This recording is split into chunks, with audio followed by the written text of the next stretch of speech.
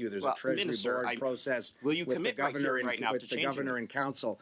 So no, I can't change those regulations right here and right now, Mr. Chair. Will you commit to changing those regulations to address this class of offender, yes or no? I will commit to ensure that those regulations which focus as their most important objective on public safety are appropriate to give the Correctional Service the authority to keep federally sentenced inmates in secure federal prisons to protect the public. That's a very important Appropriate. objective. So it's appropriate that Paul Bernardo is in medium security, and you are fine with that. Minister, I will take it that you don't care that Paul Bernardo is in medium security. I will take it as that way because you're not prepared to act. Because if you're not prepared to act, then what are we even talking about this for? It's someone else's problem, but no, Minister, this lays directly at your feet. When was the last time you went to La Macasa, Minister? Thank you, Mr. Caputo. Your time's up, please. Mr. Biddle, you're up, please, for 5. Thank you very much, Mr. Chair. I'm from Niagara region, and I just watched Mr. Caputo. And I don't doubt that his sincerity is there and his concern is there. My constituents went through this. The victims' families are still here, and it's very painful for them. It's painful for my community.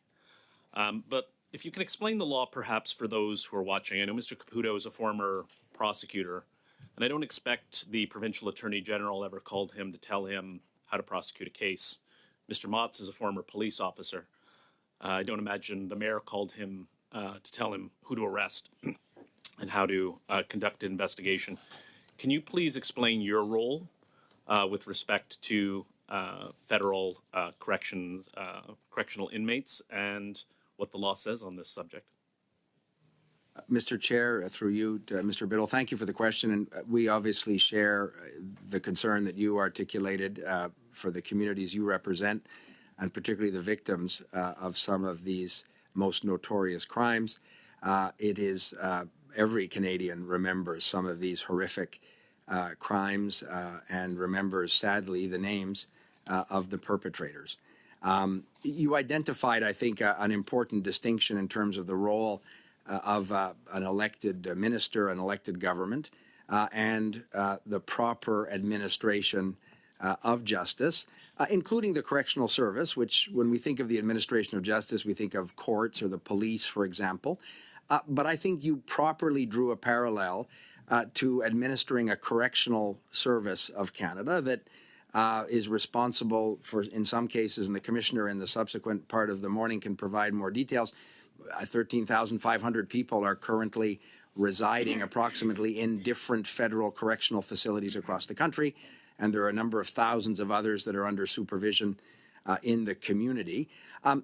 I think, Mr. Biddle, you correctly identified the challenge here. Some people, in my view irresponsibly, seek to say that because a particular offender was transferred based on a series of long-standing criteria administered properly by independent professional public servants accountable to the Commissioner of the Correctional Service for those decisions. These are not new rules. These have existed for a long time, and they're made often in the interest of institutional security. That's something we perhaps don't reflect on, the safety for the brave women and men who work in the Correctional Service. And I visited a number of these facilities and been very impressed by the women and men who work in these difficult environments in these correctional facilities. Their safety and security is often a factor when the Correctional Service makes these decisions in terms of transfers. It's not new that people would transfer from a maximum to a minimum, to a medium security institution. Rather, as I said, in 2013-14 alone, 319 inmates were transferred in the last year of Mr. Harper's government from maximum security to medium security. That's certainly higher than in any recent year.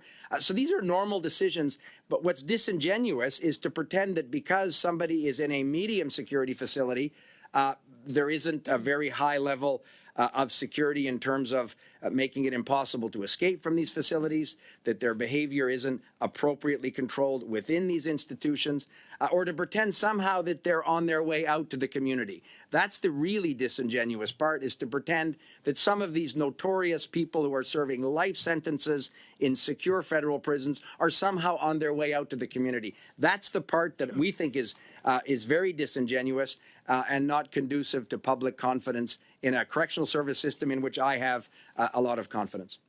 I'd like to respond also to Mr. Shipley's comment comments, and I think it shows how unserious the Conservatives are on climate change, that their only environmental policy is recycling slogans.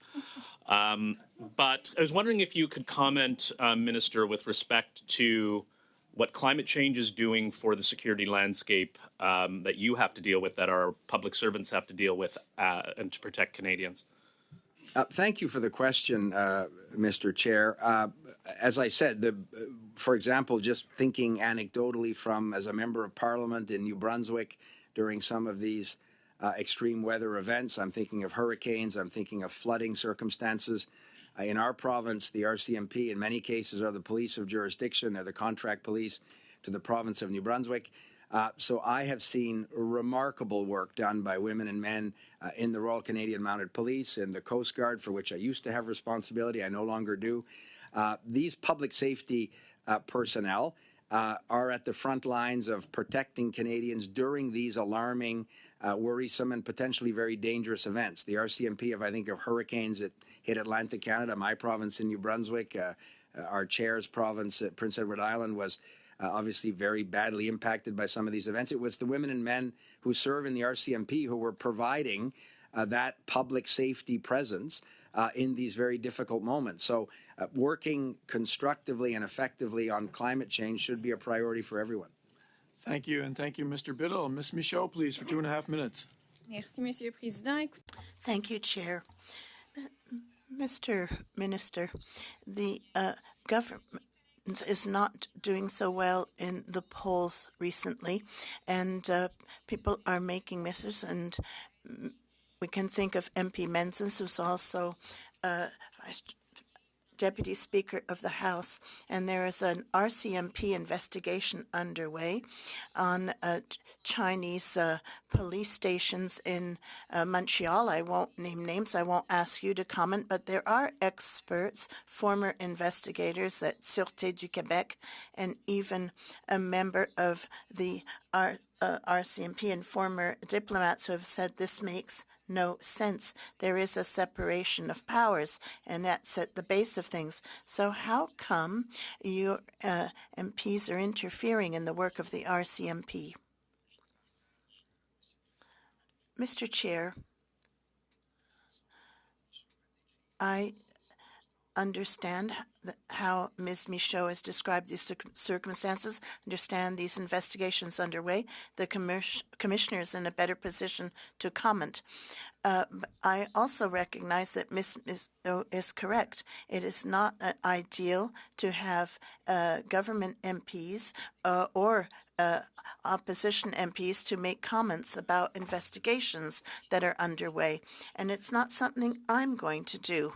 I have full confidence in the RCMP to look into the circumstances, and I understand also the Canadian Chinese diaspora is often targeted by this behavior, entirely inappropriate conduct by Chinese government in this instance, and Mr. Vigneault and Mr. Duhem can talk about the way they counter and limit those threats, but I'm entirely in agreement with you that to talk about an individual or an investigation in particular is not useful. And moreover, I don't think it helps the RCMP do the important work that it does.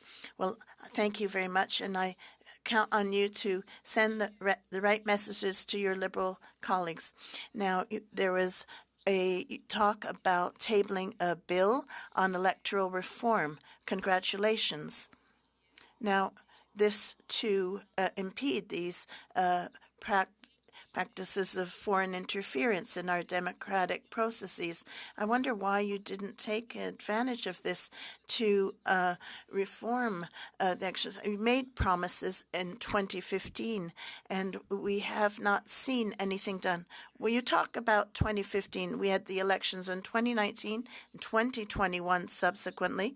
Wasn't a huge success in terms of government commitment. We noted that in the 2015 to 2019 Parliament, it was very difficult to arrive at a consensus. So if we agreed with the MB on and Mr. Singh to make access to polling easier, and I appreciate your question and the smile on your face when you asked the question. I don't think it would have been very useful if we'd had a little window to introduce a bill to reinforce the electoral process to add this aspect. For 2.5 minutes. Thank you, Mr. Chair. Two more questions. First, on the CBSA cuts now. We have a dearth of funding around CBSA officers. We've heard testimony before this committee that we lack about 3,000 CBSA officers across the country. Now, this government can rightfully blame the Harper regime for having cut back on CBSA. And of course, the Harper regime was horrible for public safety. But the reality is you've been in government now for 9 years, and you have not addressed that shortage of CBSA officers. How do you intend to respond to those needs given the rise in auto theft? Second question, in terms, you said in your presentation, s'attaquer à la haine. We know that every single ideologically motivated mass murder in North America in 2022 and 2023 came from the extreme right. This is a growing and persistent threat to our democracy and to public safety. What are the actions your government intends to put into place to counter that threat from the extreme right and extreme right violence? Mr. Chair, through you, Mr. Julian, you asked two important questions. We recognize the good work done by the Border Services Agency and the frontline personnel. We also recognize that continued and sustained investments are important. We announced an amount of funding targeted specifically at some auto theft concerns, but recognize that we can do more. Perhaps the CBSA, I know I'm going to run out of time and I want to get to your second question, but I think I would have happily yielded some time to the CBSA to answer the details of those particular recruitment challenges. But in order to get to the second part of the question, perhaps in the second part of this meeting, the CBSA could answer that directly. We do share, Mr. Chair, excuse me, we do share absolutely the concern raised by Mr. Julian with respect to the rise in hate crimes, the increasingly violent rhetoric that sadly motivates people, incites people to undertake some of the most heinous and violent actions that we've seen in recent years. My conversations with David Vigneault and his colleagues at CSIS leave me with a very real concern about ideologically motivated violent extremists. Mr. Julian referred to that. There's also religiously motivated violent extremism. We have invested with the RCMP and their partners in terms of helping police forces across the country, police of jurisdiction, including the RCMP in many cases, better understand ways to prosecute some of these hate crimes. It's a difficult space for prosecutors and police officers to investigate. Doesn't mean that we don't need, as a national police organization, in the case of the RCMP, to take responsibility to working with partners. But I know that if there's time in the second part, and I don't want to pass it to the officials who will be here because they can provide, I think, very good answers. And I know that David Vigneault would be very anxious to answer Mr. Julian's question with some important work that CSIS is doing. Thank you, Mr. LeBlanc. Thank you, Mr. Julian. We'll move to Mr. Lloyd, please, for 5 minutes. Thank you, Mr. Chair, and thank you to all the witnesses for being here. We have the whole national security establishment of the country, so hopefully we can get some good answers to my questions. Minister, there was a pretty groundbreaking decision earlier this month of the Supreme Court, the Bajovitz decision. I wonder if you can tell us about what the impact of that decision has been in the last month. So again, I'm not familiar with the precise details of the decision. Happy to answer Mr. Lloyd's question, but the Associate Deputy Minister would be the best one to give you the precise answer to your question. Thank you. And, going into the decision, the Bayevitz decision is in regards to Internet Protocol addresses, IP addresses. And these IP addresses are essential tools, essential evidence for our law enforcement to track down and prosecute child predators. Under the Supreme Court decision, it has now been ruled that there's a judicial authorization required